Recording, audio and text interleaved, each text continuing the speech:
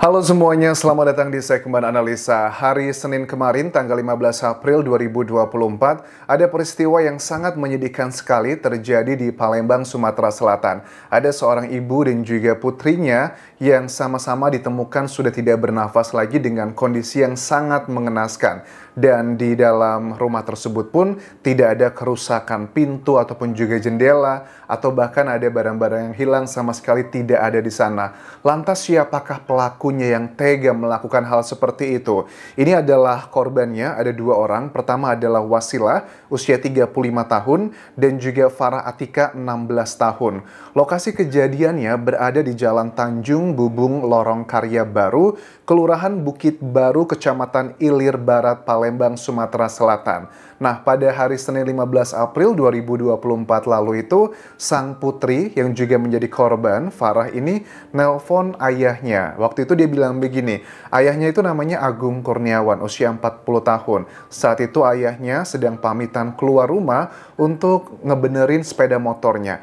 Nah, tiba-tiba pada saat dia lagi di bengkel, putrinya nelpon, "Ayah, buruan pulang. Ada orang nih ke rumah," dengan dideskripsikan bahwa orang ini marah-marah dan lagi ribut sama ibu. Ya sudah, nggak lama dari itu, dalam hitungan menit, ayahnya itu sampai di rumah. Tetapi apa yang terjadi? Pada saat sampai di rumah, ayahnya kaget banget. Sang istrinya, Wasilah, itu ditemukan di depan garasi mobilnya dengan kondisi yang sudah penuh dengan noda merah, kemudian sabetan-sabetan ada di mana-mana, dan juga sudah tidak bernafas. Itu lokasi yang pertama. Pada saat sang suami sampai ke rumah, dihadapkan dengan itu dia langsung histeris. Kemudian setelah itu pun dia langsung masuk ke dalam kamar, dan putrinya yang menelpon dia beberapa menit lalu pun kondisinya tidak jauh berbeda. Dia sudah tidak bernafas dan juga ada banyak luka yang lubang-lubang karena ada benda tajam di sana dan juga sudah tidak bernafas. Lantas, apa yang terjadi? Siapakah orang yang tega melakukan seperti itu? Ini sudah ada beberapa temuan dari pihak kepolisian, dari Kapolrestabes Palembang, Kombes Pol Haryo Sugihartono mengatakan bahwa ada beberapa petunjuk, diantaranya adalah tidak ada barang-barang yang hilang. Jadi, ini motifnya bukanlah karena perampokan, karena ada juga keterangan dari saksi yang merupakan ayah dan juga suami dari kedua korban yang mengatakan bahwa dia itu pulang sengaja karena ditelepon sama putrinya seperti yang aku ceritakan di awal tadi. Terus juga tidak ada kerusakan pintu dan juga jendela. Artinya orang yang datang ke rumah kejadian tersebut itu adalah orang yang sudah dikenal. Dan saat ini sih dugaannya sudah diketahui siapakah pelakunya dan sedang dilakukan pengejaran. Identitasnya sudah ketahuan. Ini menurut keterangan Kombes Pol Haryo Sugihartono. Nah, kronologinya juga ini apakah bisa menjadi salah satu, karena ada banyak ya kejadian kasus seperti ini, ternyata pelakunya bukanlah orang jauh tapi adalah orang dekat. Kalau motifnya bukan karena mau mencuri atau harta, berarti dugaan sangat kuat ini adalah masalah karena sakit hati. Apa yang menyebabkan dia sakit hati? Apakah mungkin karena ucapan, adanya argumentasi, kemudian berujung seperti ini, atau ada yang lain lagi? Tetapi kan kita lihat ya, saat ini juga sedang dilakukan otopsi di Rumah Sakit Bayangkara Muhammad Hasan Palembang. Otopsi ini juga akan menjadi petunjuk yang sangat nyata mengenai penyebab kematian dari kedua korban. Apakah benda tajam tersebut adalah berasal dari koleksi milik korban, misalnya kayak golok atau pisau yang ada di sana, ataukah si pelaku ini ngebawa sendiri? Ini penting karena kalau pelaku itu membawa sendiri alatnya, dapat dipastikan ini sudah berencana. Kalau ini pembunuhan berencana, ya hukumannya adalah maksimal mati, seumur hidup, atau 20 tahun penjara. Tetapi kalau ini hanyalah sifatnya spontanitas, terjadi argumentasi, kemudian ribut, ya ini sifatnya adalah spontanitas, which is ini hanya sekitar maksimal 15 tahun penjara. Nah, sang putri menelpon ayahnya. Tentunya ini harus diklarifikasi apakah benar ada telepon tersebut, karena takutnya juga ada sebagian netizen yang berpikir, apa jangan-jangan ini adalah framing anjas, karena ada banyak kasus seperti di Subang gitu kan ya, yang saat ini pun suami dan juga anak dari suami dan juga bapak ya dari kedua korban di kasus Subang itu ternyata adalah bagian dari pelaku yang saat ini sedang menjalani sidang. Ada dugaan masyarakat yang menilai bahwa apakah pure yang disampaikan dari ayah dan juga suami Agung Kurniawan tersebut itu adalah fakta sebenarnya, bukankah framing dan sebagainya. Ya ini akan dicari tahu adalah dari petunjuk-petunjuknya, dilihat teleponnya seperti apa, dan juga dikatakan sudah diketahui siapakah identitas orang yang datang di hari itu. Nah, kemudian sang putri ini juga unik teman-teman. Kenapa dia menelpon ayahnya langsung datang, tapi putrinya tidak melarikan diri?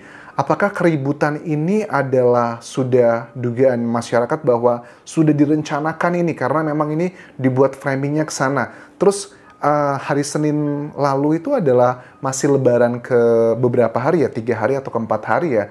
Itu kan juga apakah bengkelnya itu sudah ada di sana? Karena biasanya kalau sudah lebaran banyak bengkel-bengkel yang tutup. Nah, ini juga harus menjadi petunjuk-petunjuk yang sangat detail.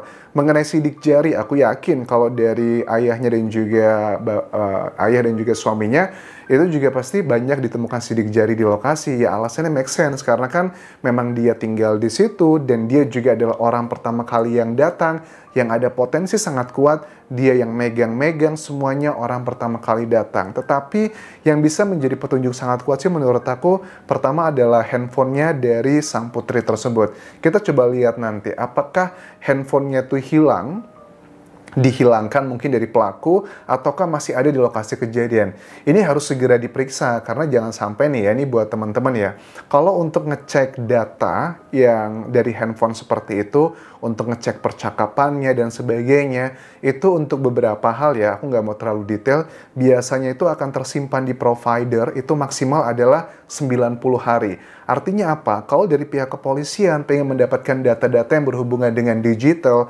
seperti HP dari Agung Kurniawan, ayah dan juga suami, terus juga dari korban yang anaknya menelpon, itu harus segera dilakukan pengambilan data di HP-nya tersebut, karena kalau sudah 90 hari yang ada di provider, itu akan otomatis terhapus. Karena untuk mengambil data tersebut pun dibutuhkan surat izin, sampai levelnya mungkin Polda atau bahkan sampai Polri, I don't know bagaimana sistemnya, tapi memang nggak gampang, makanya segera diurus. Karena ada beberapa case yang aku pelajari kayak kasus Subang gitu ya, ada dugaan kenapa ada sebagian oknum yang mengulur-ulur ambil data handphone untuk provider, karena mereka sudah tahu kalau sudah di atas 90 hari, kita sudah dapat surat izinnya, sama aja percuma, karena data-data tersebut sudah otomatis dihapus oleh pihak providernya. Ini jangan sampai terjadi juga dengan kasus ini, kalau memang ada kecurigaan bahwa ini sudah direncanakan. Well, kalau secara aku lihat pribadi di sini, secara kasat mata doang ya, ini kesannya kayak spontanitas gitu, karena ada anaknya yang menelpon bapaknya dan kejadian seperti itu.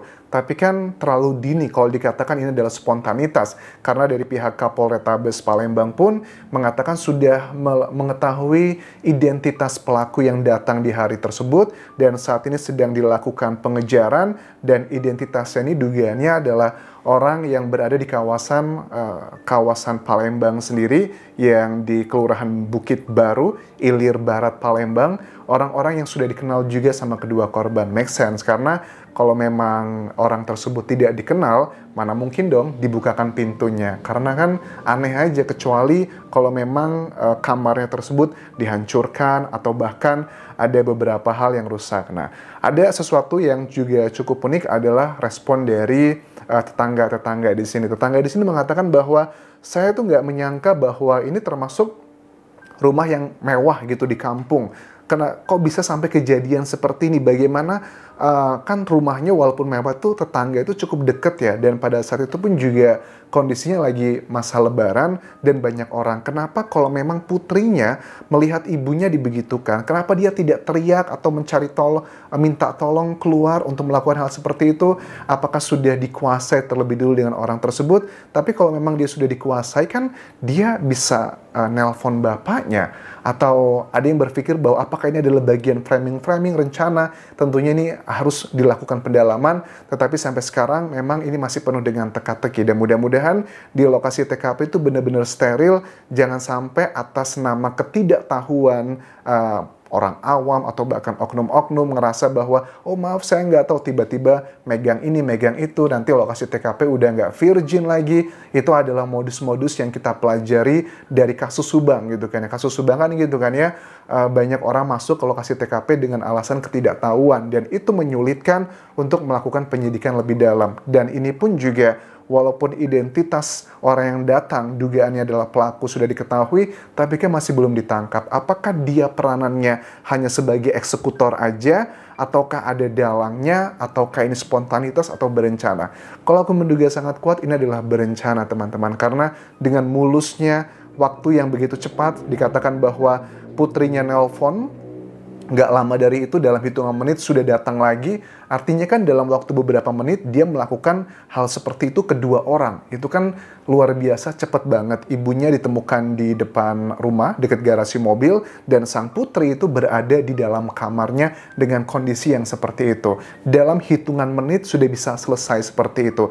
Apakah ini sebuah kebetulan, sebuah profesionalitas, ataukah bahwa ini sudah direncanakan semuanya? Mudah-mudahan dari Kombes Pol Haryo Sugihartono dan juga tim segera membongkar apa yang terjadi sebenarnya kepada ibu dan juga anak yang begitu tega dihabisi di hari Senin kemarin 15 April 2024. Terima kasih sudah menonton. Kalau kalian punya update terbarunya, kalian bisa tuliskan di kolom komentar video ini. Sampai jumpa lagi di video berikutnya. Tinggalkan like dan juga komen, subscribe channel YouTube ini, follow Instagram, Facebook, dan juga akun TikTok Dian Jasa Usmara. Sampai jumpa.